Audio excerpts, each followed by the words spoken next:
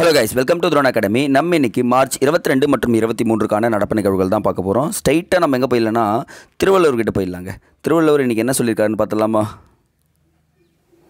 சரி, ஓகே. வெள்ளத்து அணைய மலர் நீட்டம் மாந்தர்த்தம் உள்ளத்து அணையது உயர்வு. நீர்ப்பூக்களின் தாளின் நீளம் அவை நின்ற நீரின் அளவினை தாங்கும். மக்களின் ஊக்கத்தின் அளவினதாகும் வாழ்க்கையின் உயர்வு அப்படின்றாங்க. அப்போ என்னென்னா ஒன்றும் இல்லைங்க, ஒரு தாள் இருக்குன்னா அந்த தாளில் எவ்வளோ நீர் தங்குதோ அதே மாதிரி மக்களுடைய மனசில் எவ்வளோ பெரிய மனசு இருக்கோ அவங்க என்ன பண்ணுவாங்க, எல்லா சந்தோஷத்தையும் எடுத்துப்பாங்க அப்படின்னு சொல்கிறாங்க. ஊக்கமாகவும் வேலை செய்வோம்னு சொல்லியிருக்காங்கப்பா. அடுத்தது இங்கே பாருங்கள். ஸோ ரொம்ப இம்பார்ட்டன்ட் ஆர்டிக்கலுங்க. மெயின்ஸ்க்கும் சரி ப்ரிலிம்ஸ்க்கும் சரி கண்டிப்பாக பயன்படக்கூடியதாக இருக்கும். ஸோ எக்ஸ்ட்ரா நம்ம நிறையவே தெரிஞ்சுக்கலாங்க. நதிநீர் இணைப்பு மாநிலங்களுக்கிடையே கருத்தொற்றுமை உருவாக்க முயற்சி. கருத்தொற்றுமைனா எல்லாருமே கரெக்டாக இருக்கணும் அப்படின்னு சொல்லிட்டு, ஏன்னா நதிநீர் இணைப்புனாலே என்ன இருக்கும், ரெண்டு மாநிலங்களுக்கிடையே பிரச்சனை இருந்துகிட்டே இருக்குது. நம்ம தமிழ்நாடுக்கும் கர்நாடகம் பிரச்சனை கிடையவே இருக்குதுன்னு நினைக்காதீங்க. அதே மாதிரி தெலுங்கானாக்கும் ஆந்திராவுக்கும் இருக்குது, அதே மாதிரி தெலுங்கானாவுக்கும் மகாராஷ்டிராவுக்கும் இருக்குது. இந்த மாதிரி பிரச்சனை இருக்குது. பட் ஆனால் நம்ம டிஎன்பிசி ரிலேட்டடாக தேசிய கண்ணோட்ட திட்டம் அப்படின்னு சொல்லிட்டு ஒரு திட்டம் இருக்குங்க. என்ன திட்டங்க? தேசிய கண்ணோட்ட திட்டம் அப்படின்னு சொல்லுவாங்க. என்பிபி இங்கே கொடுத்துருக்காங்க பாருங்கள். இந்த திட்டத்தின் மூலமாக என்ன பண்ணுறாங்க பார்த்தீங்கன்னா, 1980ஆம் ஆண்டு நதிநீர்களை இணைக்கலாம்னு சொல்லிட்டு சொல்கிறாங்க. அதில் 30 நதிகள் சூஸ் பண்ணுறாங்கப்பா. எத்தனை நதிகள்?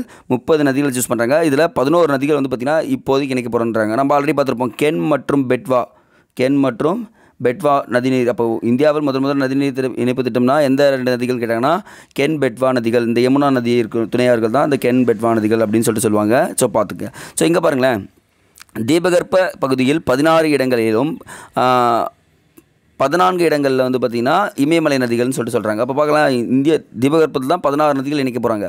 மீதி இமயமலை ஆறுகள் லெவலில் 14 ரிவர்ஸ் அப்படின்னு சொல்லிட்டு சொல்கிறாங்க. ஸோ இதை மட்டும் நோட் பண்ணி வைங்கப்பா. மேபி கேட்டாங்கன்னா நம்ம அது மிஸ் பண்ணக்கூடாதுன்றதை தெரிஞ்சுக்கலாம். அப்போ நதிநீர் இணைப்பு திட்டம் நல்ல ஒரு முயற்சி தாங்க. நீங்கள் மெயின்ஸில் கோட் பண்ணுற எழுதுறப்போ குரூப் 1லேயே சரி கண்டிப்பாக உங்களுக்கு எஃபெக்டிவாக இருக்குங்க இந்த மார்க்ஸ். அடுத்தது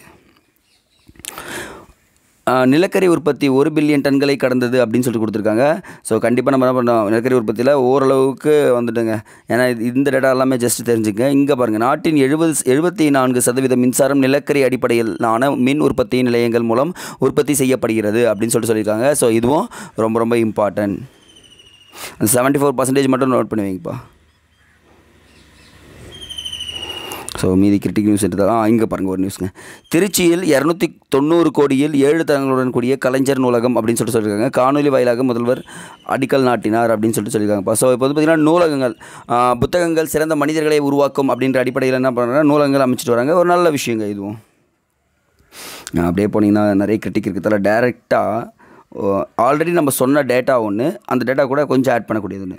மறுசீரமைப்பால் இழக்கப் போகும் மக்களவை தொகுதிகள் எத்தனை அப்படின்னு சொல்லியிருக்காங்க. பட் நமக்கு புள்ளி விவரங்களில் ஆல்ரெடி நமக்கு தெரியும் எந்த ஆண்டிலிருந்து எவ்வளோ உயர்த்தப்பட்டதுன்னு பாருங்கள். 1951ஆம் ஆண்டு மக்கள் தொகை கணக்கெடுப்பின்படி இந்தியாவின் மக்கள் தொகைகளின் எண்ணிக்கை 149லிருந்து 189லிருந்து 194ஆக அதிகரிக்கப்பட்டது அப்படின்றாங்க.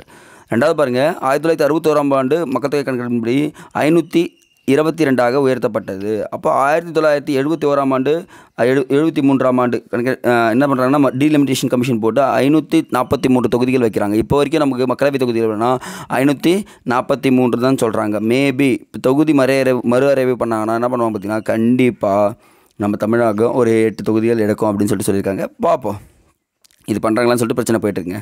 அடுத்து பீகார் உருவான தினம் குடியரசுத் தலைவர் பிரதமர் வாழ்த்து அப்படின்னு சொல்லியிருக்காங்க. அப்போ பார்த்தீங்கன்னா 1912 மார்ச் 22 வங்க மாகாணத்திலிருந்து பிரிந்து பீகார் உருவாக்கப்பட்டது அப்படின்னு சொல்கிறாங்கப்பா. ஸோ அப்போது 1912 மார்ச் 22 தான் பீகார் உருவான தினம்ன்றது ஞாபகம் வச்சுங்க. ஸோ நமக்கு நிறைய தெரியும் ஹிஸ்டாரிக்கலில் வந்து பார்த்திங்கன்னா குப்த பேரரசுலேருந்து பௌத்தம், சமணம், அப்புறம் நிறைய பேரரசுகளில் வந்து பார்த்திங்கன்னா அந்த இடத்துல தான் அமைச்சிருப்பாங்க. நாலந்தா பல்கலைக்கழகமும் எங்கே இருந்திருக்கும், பீகாரில் தான் இருந்திருக்கும். ஸோ வரலாற்று சிறப்பு மிக்க இடங்களில் அதுவும் ஒன்றுன்னு சொல்லியிருக்காங்கப்பா இன்றைக்கி. அடுத்தது இதெல்லாம் ஸ்கிப் பண்ணிக்கலாம். இங்கே கொடுத்துருக்காங்க பாருங்கள், ஆசியான் பாதுகாப்பு அமைச்சர்கள் கூட்டம் அப்படின்னு சொல்லியிருக்காங்க. ஆசியான் பாதுகாப்பு அமைச்சர்கள் கூட்டம் 2025 எங்கே நடைபெற்றிருக்குன்னா டெல்லியில் நடைபெற்றது. இது மட்டும் நீங்கள் சொன்னால் போதுங்க, வேறு எதுவும் தேவையில்லை. எந்த இடத்துல நடந்ததுன்னு சொல்லிட்டு கேட்பாங்க. அப்போ டெல்லி அப்படின்றத நோட் பண்ணி வைங்கப்பா.